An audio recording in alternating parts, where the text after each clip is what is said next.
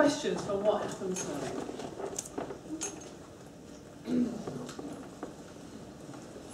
Oh no, you're just scratching. Okay. Yeah. It's this peripheral vision thing, because you sit here and you can see people moving over there and moving over there and arms going up and you think, oh, is it a question or are they just... So, you're clear on what happened this morning? Yes? Yes. So for those of you who are working with clients, and I know more of you are working with clients and have actually admitted to it thus far, those of you working with clients, when they tell you what they want, do you run it through like the well-formedness to see if it's viable for them? Do you remember the whole thing on well-formedness that you did on your NLP course?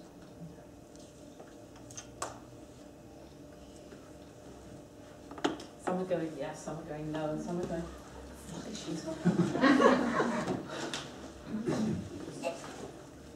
Well-formed goals. So when you ask them what they want, are they telling you what they want, or are they doing what most people do and tell you what they don't want? I don't want to be anxious anymore. I don't want to be scared anymore. I don't want to smoke. So how could you turn something like, I don't want to smoke, into something that's positive for them? What do you effing want? Sorry? What do you effing want? What do you effing want? How is that going to turn it into positive? Well, would you direct it to one? Okay. Well, actually being serious about it, Thank you. I guess if someone says, I don't want to feel sluggish. Yeah. Then, okay, what would be the benefit of not being sluggish? So what do you want instead?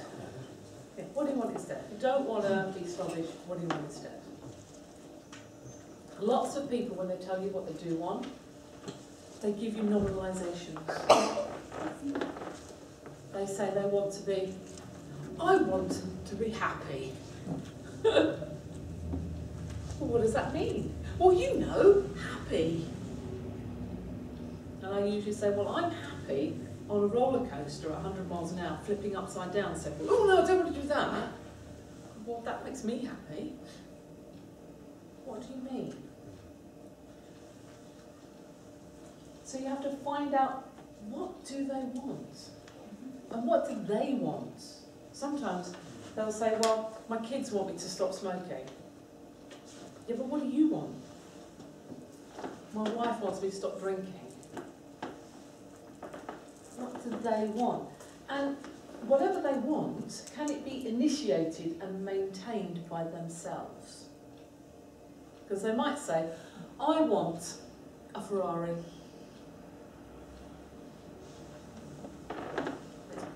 Is it positive? Yeah. Could be. Could be positive. Can I initiate it and maintain it by myself?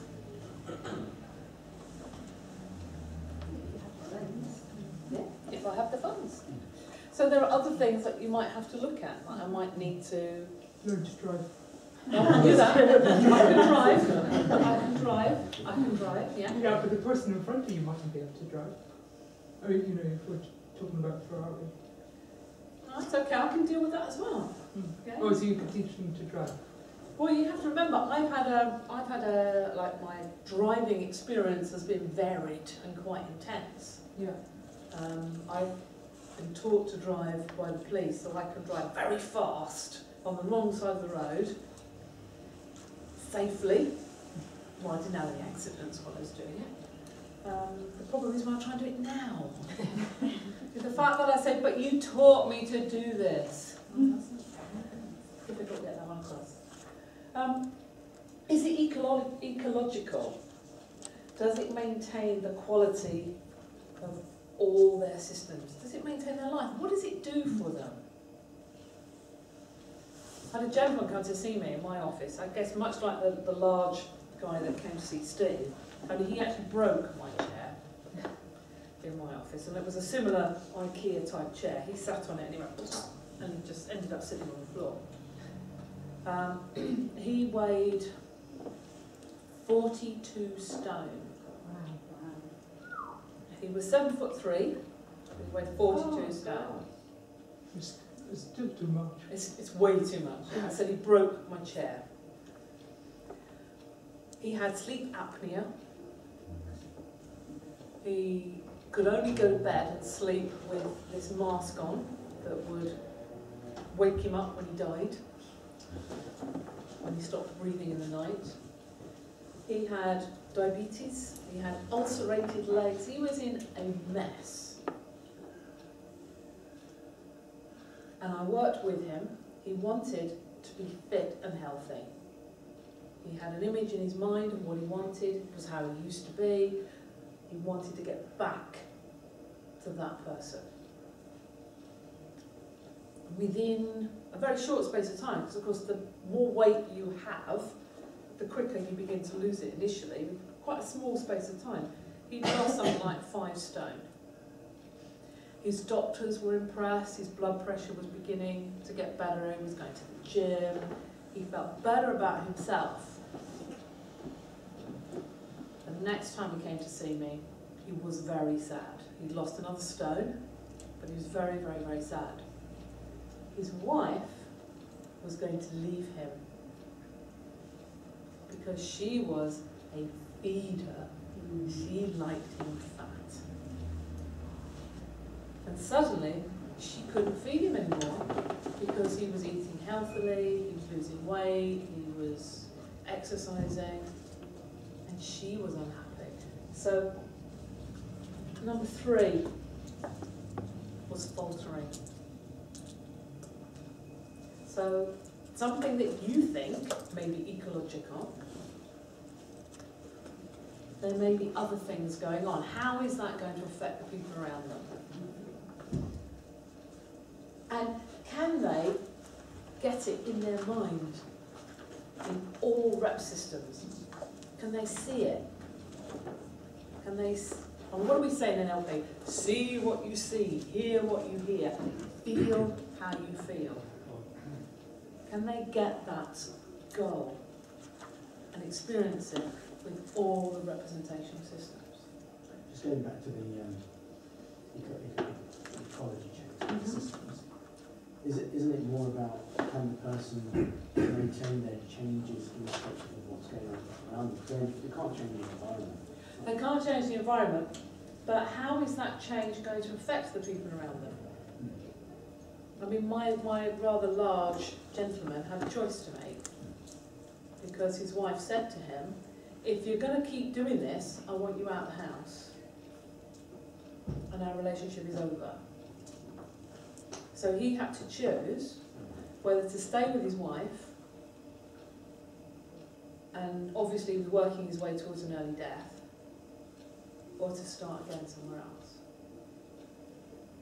So that's, because you check the ecology because you want to know what's going to come up around them, because there may be objections that thee and I may not have even considered to be an objection. So making sure they have resources to cope with that. Yeah, and giving them the resources. So I then spent some time coaching him about what he wanted, what he was going to do, where he wanted to go. Did he love his wife? And he did. And he didn't want to leave her, he loved his kids. And he didn't want to die either. Double bind, yeah. So when you're working with people, do you actually run through? Do you even consider looking at whether what they want is a well-formed goal? There are some faces looking quite blank, so I'm going to have to guess that the answer to that's probably going to be no.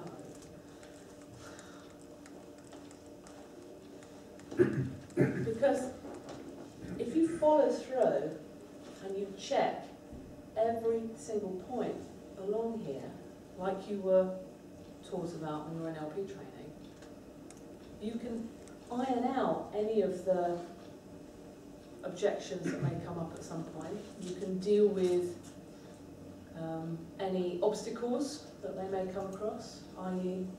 wives that don't want them to lose weight. I worked with one older woman who wanted to stop smoking, and she had lung cancer. She was desperate to stop smoking. She was in her 70s. She actually smoked 80 cigarettes a day. And it had gone up to 80 after her husband died. And her husband also died of lung cancer. I did the work with her. She stopped smoking straight away. She had no desire to smoke. The cravings went, everything went away. But then she rang me a week later because she couldn't stop crying. And when she came back, that was the last connection she'd had with her husband, because they used to sit down and have a cigarette together. So she then started to grieve. So sometimes things come out in the ecological checks. What does this do for you? What does it give you? And because smokers will often say, well, nothing really, I guess it relaxes me. People that are overweight will give you a variety of reasons as to why they want that excess food. And of course some of the other addictions, alcohol, people seem to think that alcohol makes them more confident. I think that's just 1 or 2 drinks before they become incredibly stupid.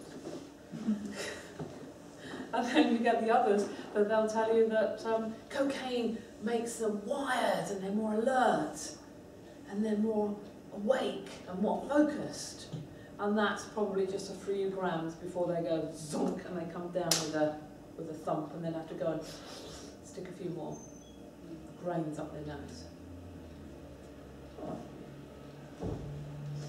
So I just wanted to bring this to your attention, because I believe that not enough people actually look at this as a model to be used with their clients. Because it's something that's delivered in the NLP trainings. And you think, oh yeah, I've got that, oh yeah, I can just put that over there now, yeah, I've got that, that's over there. And then you've also got like the NLP process for change, which is delivered on the NLP trainings. And how many of you actually run through the NLP process for change when you're working with your clients? It's not, this is where they are, this is where they want to be, what needs to happen to get them from here to here? Do you actually run through that process in your mind? Because a lot of people don't. That's something else that is delivered to them. And if you do your training in London on big courses, you know, you've got the games on the last day and you've got to rush to get it all in the right order, but do you use it? Or is that something else that goes in and then someone just thinks, oh, I'll just put that over there? Because I think a lot of people do. When all those little tiny models, even the ones that you think are insignificant, have a purpose. Now, earlier on, I'm going to use this. Carl, have you got your blue tack? Yeah. And you stick that on the wall over there so people can... Make it sound like weird. It actually is. It actually is in his bag as well. What do you mean, like a weirdo? Just a bit he took off the wall. Where did that come from, like? You never know where it could I go. don't carry it around with me all the time. You can sell it. It's when Carl was here on the last course, he didn't like the white tack that I had, because he said it doesn't stick as well as blue tack. So this time, when I gave him the white tack, he went, oh, I brought some blue tack. It's going to be a strange spotted knuckle. Yeah. Next to introduce Joy in my street crew. There you are, my Which darling. one? Stick it up there. Now, earlier Steve was talking about the visual squash. And a few, there's something about that. I look at that and I think, it's just wrong. I was talking about the visual squash. Actually, no, I'll do the demo first. I'm going to hide it. So, quite a few of you didn't seem to know what this was, or couldn't remember what it was, so I thought I'd do a demonstration and then you could practice.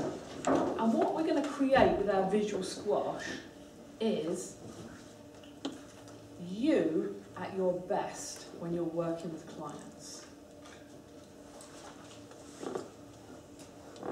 So who would like to come and help me do that right now? You want to come and help? No? You don't want to come and help me? Celeste, thank you.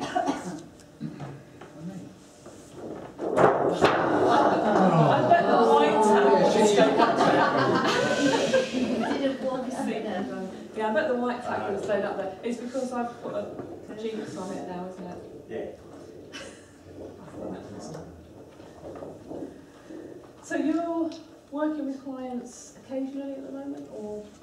I'm working with patients, With patients. but I'm very soon I'm going to see clients. Okay.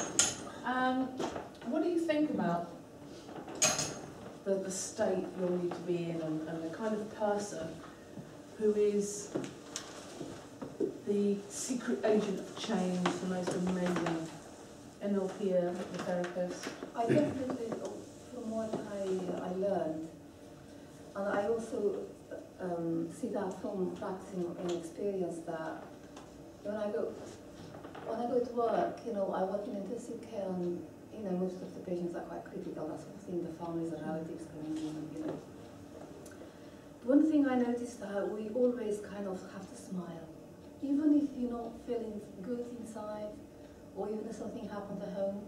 As soon as you put your uniform on, you just become a different person. So your uniform is an anchor for the state you're going to be in when you're in intensive care? Yes, as soon as I put my uniform in, that's it, I'm not Celeste anymore. So who are you if you're not Celeste? Well, I am Celeste, but what I mean is I concentrate more, I have to get the things done with I have to get the things right. So when you're Celeste That's as my you are work, at the moment, Yeah. what do you need to make you into, because I know you want to be able to work with people one-to-one, Yeah. what's missing from who you are at the moment? What needs to happen to create this person that knows exactly what technique to use? From my working to now, right now, Yeah. because I'm a work there and I'm here now, to me this is like a playground. Okay. Because when I'm working, you can't miss the ball, you have to get it right, you can't, because if you get the hit miss, someone's going to die, so you always have to get it right. If you're not sure you're not doing it, I'm not sure how to do it anyway. You can't do that. The good thing about NLP hypnosis is Yeah. people don't usually die. Yeah, exactly. So to me it's more like a playground now. I say usually because I'm covering all my bases. Generally people don't die. Yeah. And generally speaking, when we're working with people, if we do something and it doesn't work, that's our cue to do something else. When I did my very first training, back in 1998, I've got Richard Bandler's voice in the back of my mind. And if I'm working with somebody and it's not moving in the direction that they want to go in, I actually hear him in the back of my head saying, "What the fuck do you think you're doing? It's time to do something else." And then I have to switch gears and I have to think, okay, right, put that, okay, right, just forget about that for a minute, we're just going to do this now. Because sometimes you may have to do that. I mean, I've seen him do it when he's working with people on the stage, where he started on one line and it's not quite going as smoothly as it was supposed to, and then you'll just switch it round and you'll do something else. All the time. I've seen him do it, yeah, I've seen it. And the good thing is, the person sitting in front of you never knows. They're not going to know. Because lots of people say to me, I'm going to start seeing clients and they're going to start paying me. And what really worries me is I might be sitting there and I don't really know what to do. Then what do I do? So if you think of Celeste as she is now, here, yeah, and you make a representation of her in that hand, yeah? And then over here in this hand, I want you to make a representation of Celeste, who has all the skills she needs. She's gained experience, She's played in her playground. Can I do this one instead? You can. So as you are now here, and as you're going to be here, can you switch them around? Yeah. That makes more sense. Right to you? or right? Yeah. Okay. So over here, this Celeste, it's very important that it follows how she processes information. This Celeste knows exactly what to do with her clients. She is able to go in, ascertain from her client exactly the information she needs. She has everything she needs in here. And it just seems to flow out of her mouth in such a way, with such eloquence, that change happens. Now, the thing about this Celeste, she's also able to do that with the people in intensive care. Because she can just talk to them without appearing to do anything at all. And all of those suggestions she makes to those people, whether they're conscious or unconscious, goes into their subconscious mind. Is that how you'd like to be? Okay, is there anything else you'd like? Build results with my clients. Results. Okay. So she's so eloquent and she knows exactly what to do, and she's so good because she's practiced in her playground that she gets results. She gets results far exceeding anybody's expectations. Efforts, yeah, of course. Unconsciously, effortlessly, automatically. Now I believe that she wants that. Yes? Because there's a big clue here, a big smile. Yeah? So when you look at her here, you want her. Yeah? You want to be her. Yes, definitely. Yeah. The thing about the whole thing with the visual squash, it's a way of getting your unconscious, your subconscious mind to start creating a mental map. A map that's going to take you from where you are to where you want to be. While you're sitting there, I'm just going to talk to them. You can hear me as well. Won't you just keep making this even better?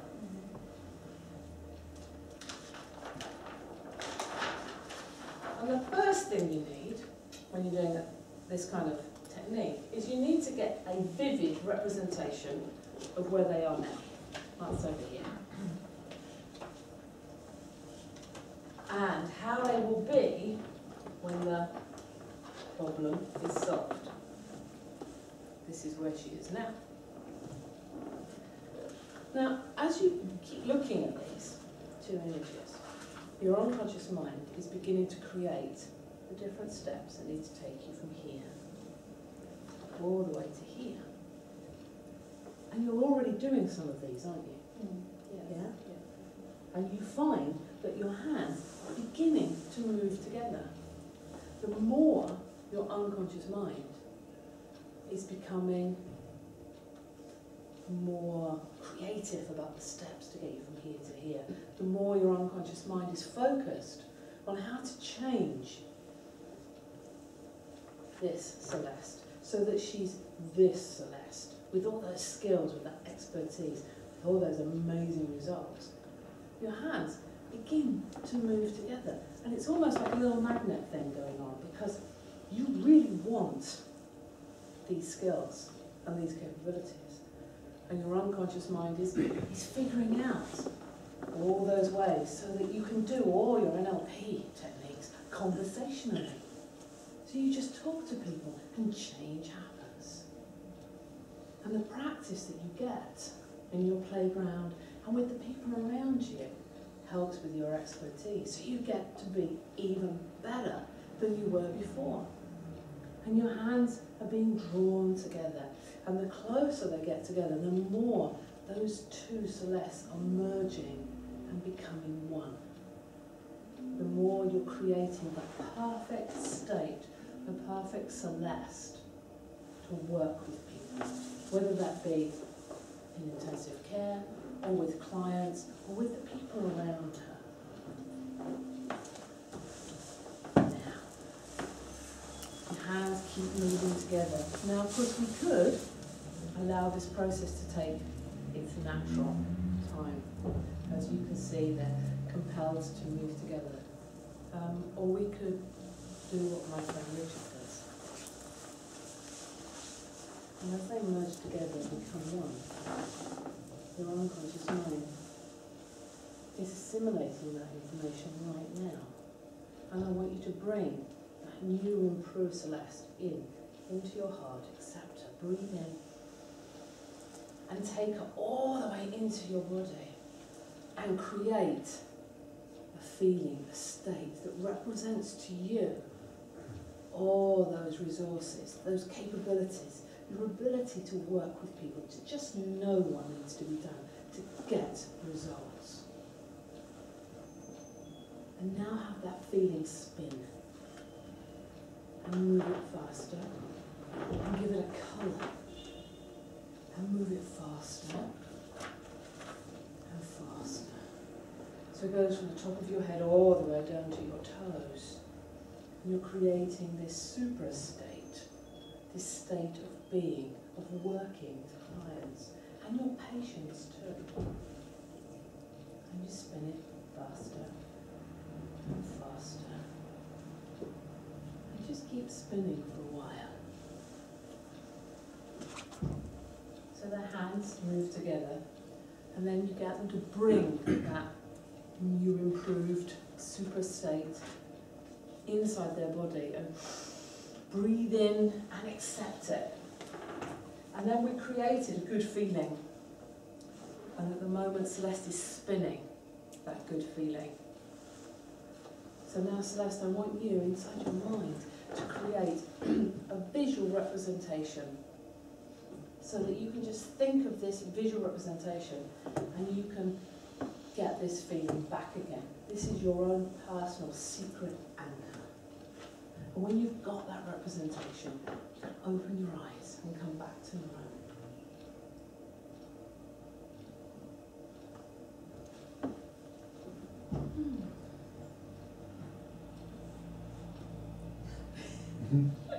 How do you feel? Yeah, I wanted to stay longer. You wanted to stay longer. Well, close your eyes and bring that representation back. You can bring that feeling back whenever you want to. Okay. Yes. Oh, thank you. Thanks. Any questions about a visual squash? No, because this is what we want you to do right now. Find somebody to work with. And you can use this for problem solving.